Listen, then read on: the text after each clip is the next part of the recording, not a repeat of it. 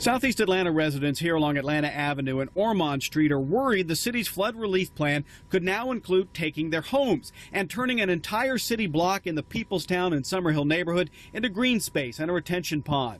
The city came up with this plan after the bad flooding problems in 2012. A lot of this area was underwater, and the city paid out settlement money to residents. Its plan included putting a water storage vault under a Turner Field parking lot, among other things. But these residents here heard about a possible city plan to use eminent domain to buy up their houses, demolish them, and turn the area into a park. The city says it's not impossible that could happen, but added it's way too early in the process for neighbors to be too worried. There would still have to be community meetings, council approval for any land purchases that big. Still, some neighbors here say they are concerned. In Southeast Atlanta, Richard Elliott, Channel 2 Action News.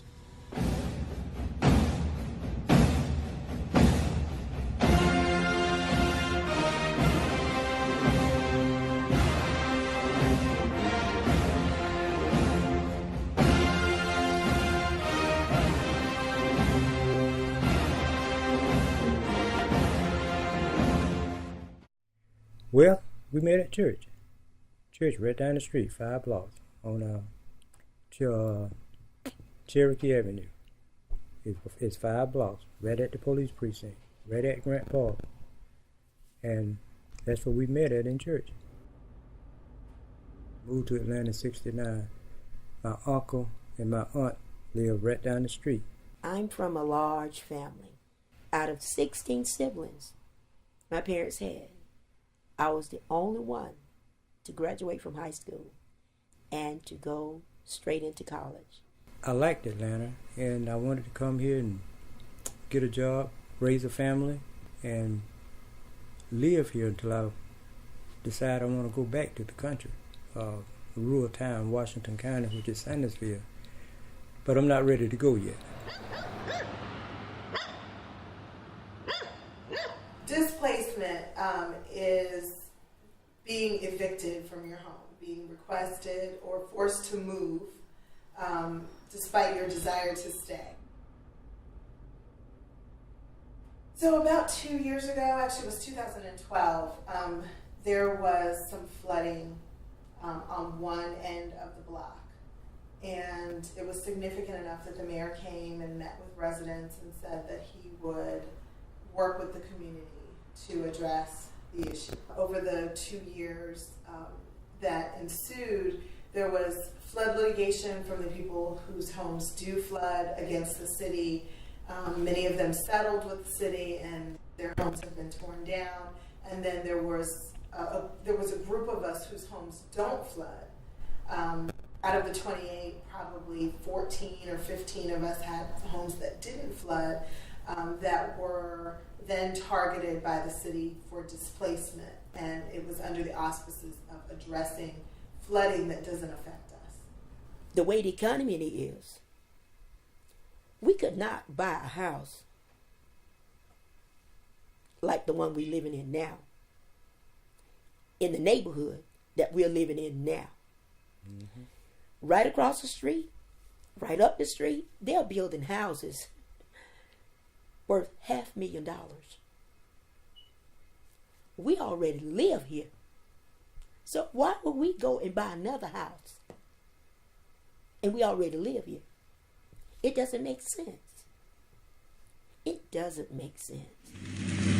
After petitions, fights at City Hall, and a lot of back and forth, take a look. Demolition is finally happening here at Atlanta's Peoplestown neighborhood. There's water ponding right now, and it hasn't rained for several days, and so we want to try to get all of this debris out of the way so that we don't experience those same flooding problems on these properties again.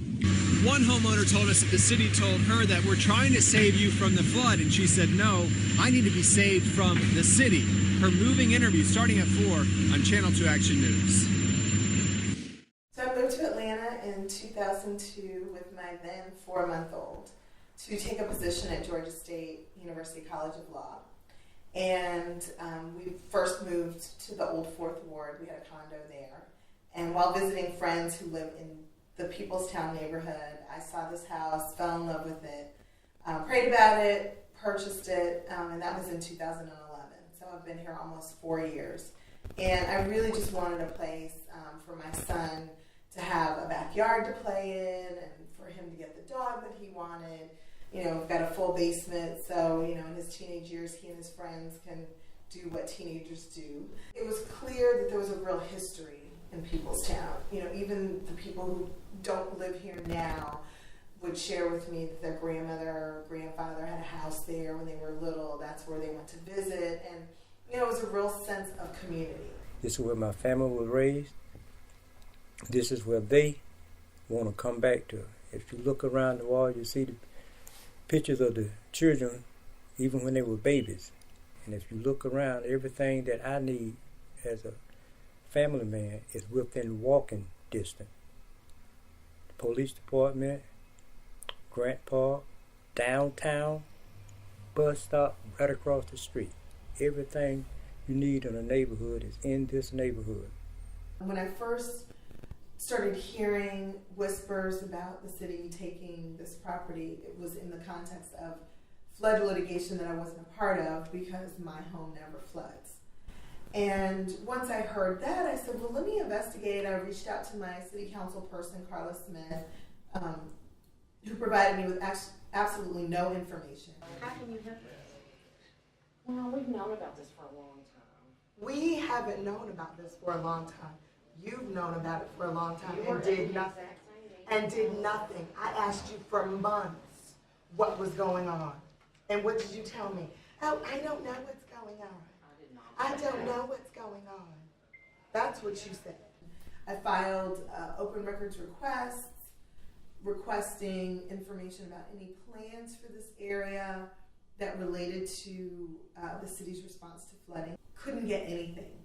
And finally, after sending lots of emails and going to lots of city council meetings, we finally started to get some information from the Department of Watershed, and that's when we found out that their intention was to take the entire block. At that point, I started questioning the saliency of the plan. I wanted to know, is this the only plan? Are there other plans? And they never provided any additional information. And then a reporter from Atlanta Progressive News discovered that the city had commissioned an engineering firm to produce a plan. They gave them all the information about the topography, the flooding, and asked them to come up with the best solution. And what they came up with was a plan to put a park and pond around the 65 acres of parking lots surrounding Turner Field, which would have been a benefit to the community. I mean, it was beautiful. And it was going to be a gathering place for the people who live in this neighborhood. And given that the Braves were moving and that the city already owns that property, it would have been a much cheaper and more effective way of addressing flooding, because it would not only have addressed flooding on this block, but in all the other blocks that are downstream from those parking lots that the engineering firm reported produce a lot of the flooding. So why not stop it where it originates instead of stopping it where it pools and only addressing one pooling site versus 3 or 4? We stay, she stay, we stay, she stay, we stay, if she stay, we stay, if she. We started agitating, protesting, exercising our rights. We've slept on the steps of City Hall overnight. We've camped out in the mayor's office. We've demanded meetings with the mayor. We've visited with various council persons. We've petitioned the Department of Watershed to consider other plans. And out of that came the mayor's decision to allow one of my neighbors, Miss Maddie Jackson, who's 93 years old, and a well-known civil rights activist in the Atlanta community and a fixture in kind of the political life of Atlanta. The mayor decided that she could stay, which was definitely a victory. We were so excited about that because I sat with Miss Maddie on a number of occasions on her porch while she cried and I cried about how we couldn't sleep because we didn't know what was going to happen with our homes. It's unsettling where the place that you lay your head is in jeopardy of being taken from you. So we were really excited that the mayor made that decision. However, that decision, which his chief of staff described as a game day decision, was not inclusive of the other remaining residents who wished to stay. And in my last and latest meeting with the mayor, he said, I told Miss Maddie Jackson she could stay because that's what I wanted to do. So it wasn't because he had consulted with the engineers. It wasn't because Department of Watershed said, we can engineer the plan around Miss Maddie's house. It wasn't because, as a matter of law, they could make an exception for her and not the rest of us. It was just simply because that's what he wanted to do. And that, to me, is an arbitrary exercise of power. I want to talk about living here. Living here. When me and my husband met, we met at church. And I had been knowing him for quite some time, but never, thought that he and I would be married. And we got married in 91. Our children were small. They were still in school. And when we married, I was living in Decatur, and he was living in Atlanta. And so when we married, I wanted to be with my husband. And I didn't know anything about the neighborhood until I came. We had 3 boys and a daughter. And at that time, the neighborhood was not what I would call safe as it is now. And to walk the street at night like people are walking the street at night, walking their dog, we couldn't do that. It was not safe. And so, and this was in 91. 5 years later, we had a son to get shot. Wrong place at the wrong time. But we lived through that here. And we could have moved, but that's not what God wanted us to do. Because when God plants you somewhere, this is where he wants you to stay. And that's where he planted us. He gave us a beautiful home to live in, to raise our children. 5 blocks down the street, a church that my husband and I met at.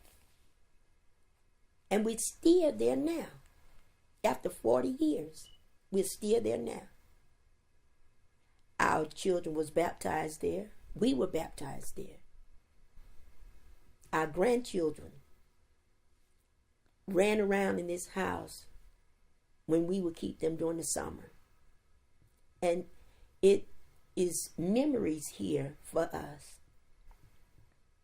All the struggle that we had to go through, and to leave what we've worked for all our lives.